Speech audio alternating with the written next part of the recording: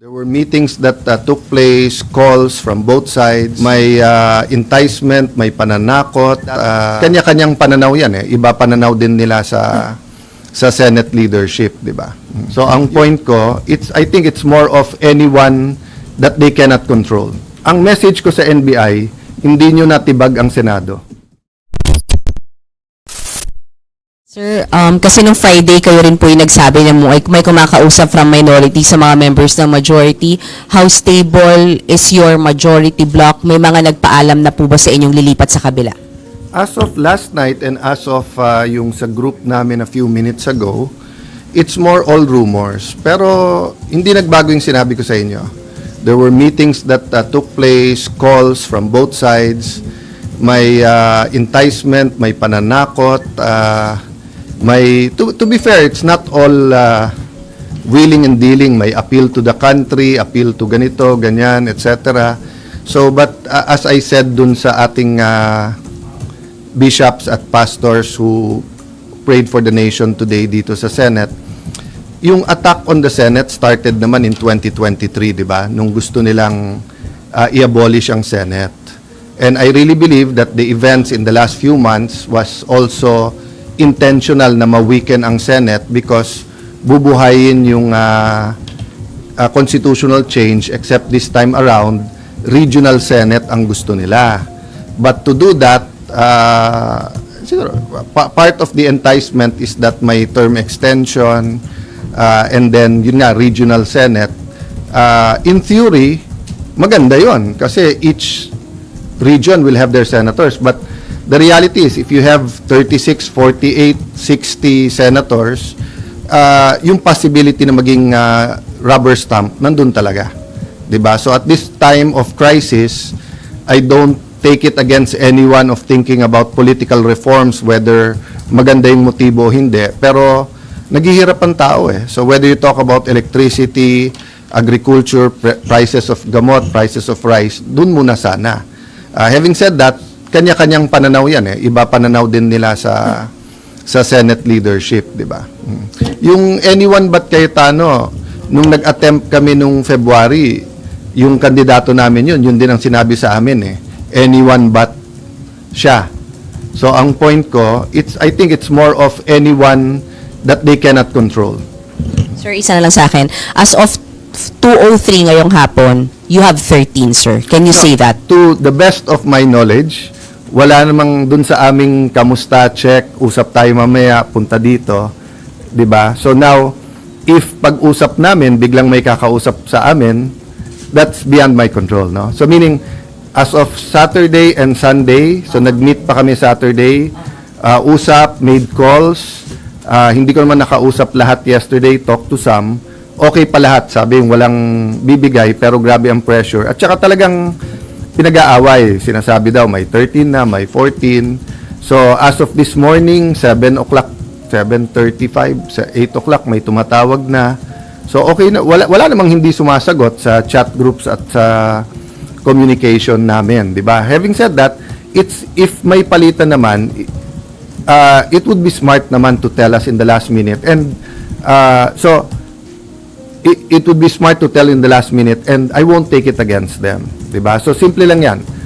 Kung nilagay ako dito ng Panginoon for an 8-day mission, tatanggapin ko yon. Pero kung ang mission ko is simulan yung impeachment, tatanggapin ko rin yon. Diba?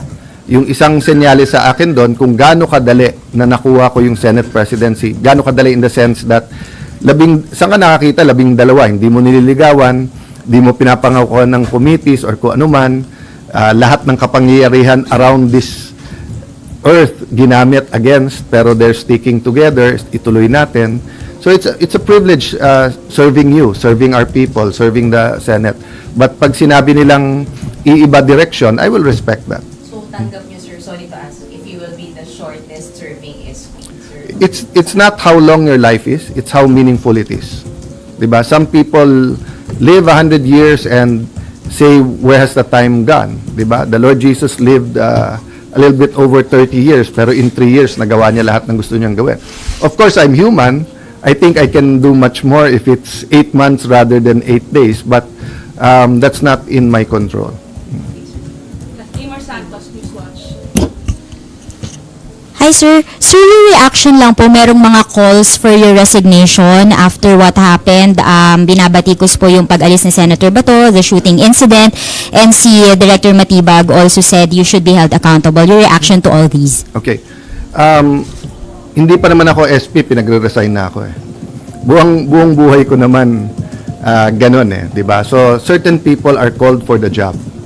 So even before I took office as Senate President, tinanong ko sa 12, bakit ako? And may reason kung bakit ako. Maybe because I was there during the time of crisis. You remember, nung pandemic, nag-break ang Senate, 'di ba? Ang House, mas marami kami. Gusto nila mag-break kami. Sabi ko, hindi pwede. Kailangan makita nila may gobyerno. Konti na lang siguro tayo dito.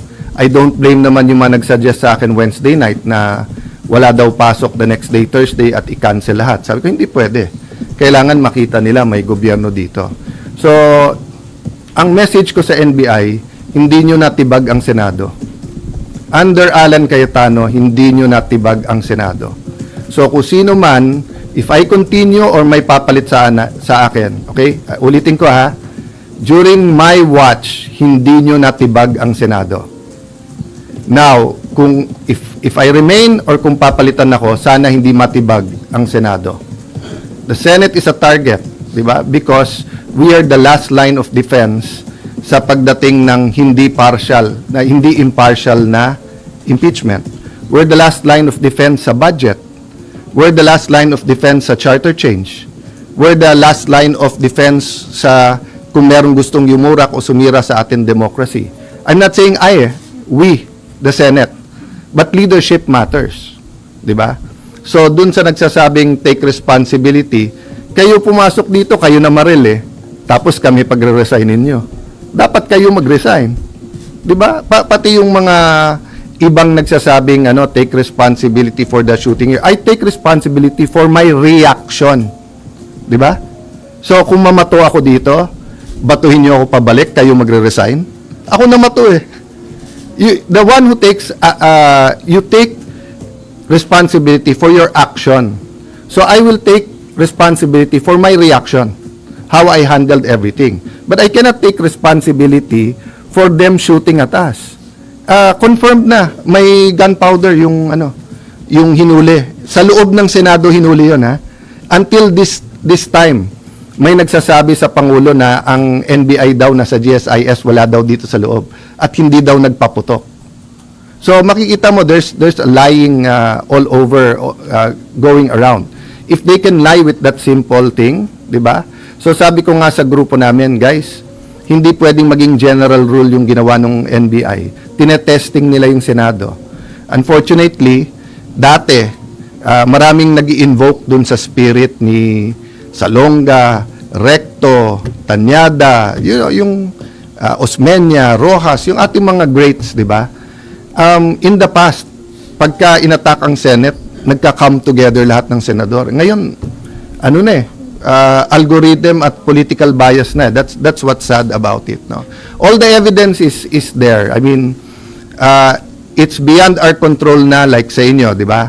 Pag dumating na sa editor, dumating na sa final, dumating sa live interviews, hindi nyo kontrolado lahat yon. Pero yung personal experience nyo at personal testimony nyo, meaning, pag tinanong kayo ng kapatid nyo, anak nyo, pag uwi nyo, ano ba talaga nangyari? Eyewitness din kayo eh. Diba? So, yun din ang ko sa inyo. Kung eyewitness kayo and you think I did wrong, I won't take it against you for calling for the resignation. But if you're telling me na kontrolado ko yung NBI, so dun sa nagsabing scripted, di ba? Ang galing ko naman na pati NBI is under my command pala. So you won't resign, sir? There's no reason to eh. Di ba? Many of those who are calling for my resignation are political operators eh. Dati na silang may, meaning nung nasa DFA ako, resign Alan. Nung nasa Speaker's Office ako, resign Alan. Nung minority leader ako, resign Alan. Nag-ano lang ngayon, nag-echo lang ngayon dahil nga sa mga pangyayari. But for me, it's concerted effort from day one to get me out because they want someone they can control. The only thing I promise the 13 is I follow God. Diba? And, following God is easy if you know exactly what he's telling you to do, di ba?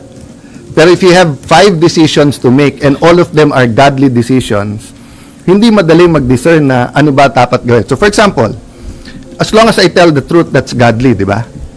But do I extend a friendly hand in friendship? Di ba? Do I tell everyone, let's work together? Or do I pound the table muna para alam nilang hindi pwedeng ganito yung Senate? Those are everyday decisions that needs wisdom, and I'm not claiming to have all the wisdom, di ba? But uulitin ko lang ha, collaboration, okay. Pero yung sunod-sunod kami sa inyo at hawak nyo kami sa liig, hindi pwede yun. Collaboration, our government needs collaboration. The 3 great branches of government, judiciary, executive, have to work together. Senate, House, we have to work together. But yung sasabihin mag-surrender or puppet SP ka, hindi ka tatanggalin, pero kung ano sabihin namin, sumunod ka. Sorry, hindi ko style yon. Last question, Ma'am Gonzales, GMA. Hi, SP. Hingi lang po kami ng status ni Saa Aplaska, kung suspended po ba siya, and si Sec Dong That's po. part of our, thank you for that question. Apo, So pati that's- sir lang si Sec Dong Mendoza, nag-resign daw po. To be fair kay Sec Dong, siguro a few minutes after mag-resign yung dating Osaa, he told me na magre-resign siya. I told him I want him around. And then, sorry, hindi ko lang alam yung exact date. He actually handed me a written resignation. And dati ko naman siyang kaibigan. Never ko siyang kapartido, but he's always been forthright with me, always had worked in candor. Alam ko naman alam niya biases ko, alam ko biases niya. And then, he could have gone home Wednesday night nung maraming nagchichismisan na umuwi na kayo, or maraming nagte-textan na umuwi na kayo. But he stayed, no? So, actually sa isang news ko nakita yun this morning. So, I haven't talked to any of them. I went straight to the hearing ni Senator Pia on electricity high price.